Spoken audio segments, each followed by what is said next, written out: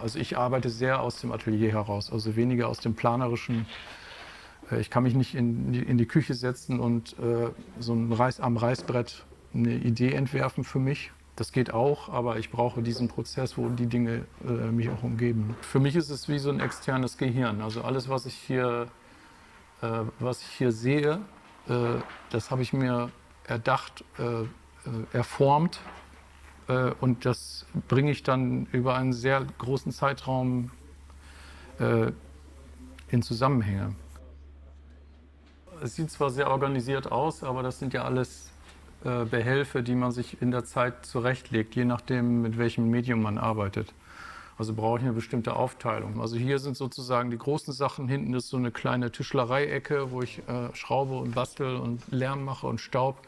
Und hier hinten ist eher der Teil, wo dann das ein bisschen elektronischer wird. Was eben wichtig ist, ist, dass viele Ausstellungen aus diesem Raum heraus entstanden sind. Also weil ein Kurator, Kuratorin hier reingekommen ist und gesagt hat, gut, das kann ich mir vorstellen.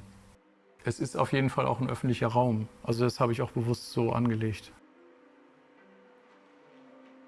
Es muss nicht so groß sein. Es könnte auch 30 Quadratmeter sein oder es muss ein Arbeitsraum sein, der es mir ermöglicht, zu zeichnen und Filme zu machen. Und das würde ich niemals als einen Luxus empfinden. Ich glaube, am Ende findet doch immer alles in Räumen statt, die eben eine sehr eigene Wirklichkeit darstellen. Ein kurzsichtiger Projektor. Also so zeige ich das auch. Wenn der in Ausstellungen auftaucht, dann stelle ich den hier so hin. Kurz vor der Wende bin ich hierher gekommen mit meinem Kunststudium.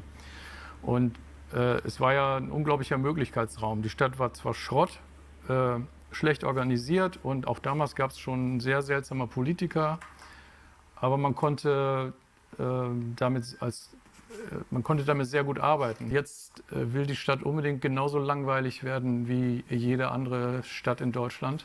Und das ist wirklich ärgerlich. Also das finde ich sehr traurig.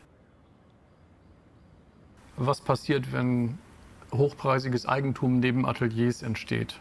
Das kann man in Kreuzberg, in Neukölln, in Tempelhof, wo auch immer kann man das beobachten. Überall da, wo Ateliers standen, wo plötzlich dann die Gegend sich situierte in Richtung teurere Mieten und wohlhabendere Bewohner, waren die Künstler innerhalb kürzester Zeit weg.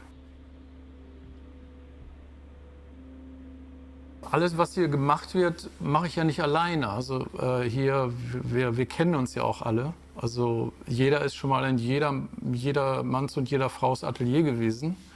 Und wenn man mal eine Meinung haben will, dann sicher als allererstes die von Kolleginnen. Ich glaube, der Blick auf Leute, denen es vielleicht mal nicht so gut geht, ist hier auch besser, weil es eben ein großes Gelände ist, wo man vielleicht mal überlegt, ob man jemandem auch einen Job verschafft oder sonst was. Also das passiert alles. Und das ist natürlich in dem Augenblick weg, wenn Leute hier dann auseinandergerissen werden.